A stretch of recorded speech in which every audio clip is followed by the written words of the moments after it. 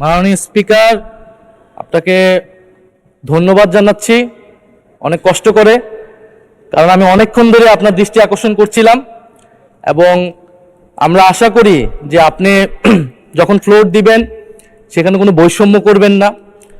আজকে মাননীয় বিরোধী দলীয় নেতা উনি মুলতবি প্রস্তাব পেশ করেছেন, সেই অনুযায়ী আপনার রুলিংও হয়েছে, কিন্তু সে বিষয়ে আইনমন্ত্রী, মাননীয় আইনমন্ত্রী এবং মাননীয় স্বরাষ্ট্রমন্ত্রী তারা কিন্তু তাদের বক্তব্য ব্যাখ্যা রেখেছেন সংক্ষিপ্ত সময়ে হলেও।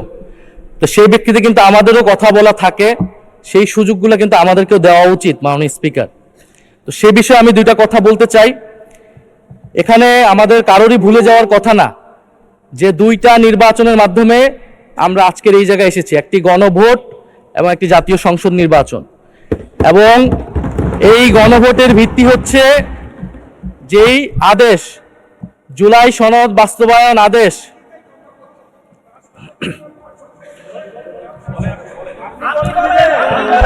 আপনি বলেন। মাননীয় সদস্য, আপনি বসুন দয়া করে, বসুন দয়া করে। জি চিফ হুইপ, আপনি বক্তব্য সমাপ্ত করেন। ধন্যবাদ মাননীয় স্পিকার, তাহলে আমরা আর এখানে না থাকি, আমরা তাহলে আর দরকার নেই। মাননীয় চিফ হুইপ, আপনার মাইক অন আছে, প্লিজ ডু কন্টিনিউ। মাননীয় স্পিকার, আমাদের বক্তব্যটা হচ্ছে খুবই সুস্পষ্ট, যেখানে বারবার বিভিন্ন বক্তব্যে আমাদের যে গণভোট হয়েছে, গণরায় হয়েছে, গণভোটের আদেশ ছিল, সেই আদেশকে অমান্য করা হচ্ছে, সেই আদেশকে অসাংবিধানিক বলা হয়েছে, যার ভিত্তিতে আমরা এখানে এসেছি সেটাকে অসাংবিধানিক বলা হচ্ছে।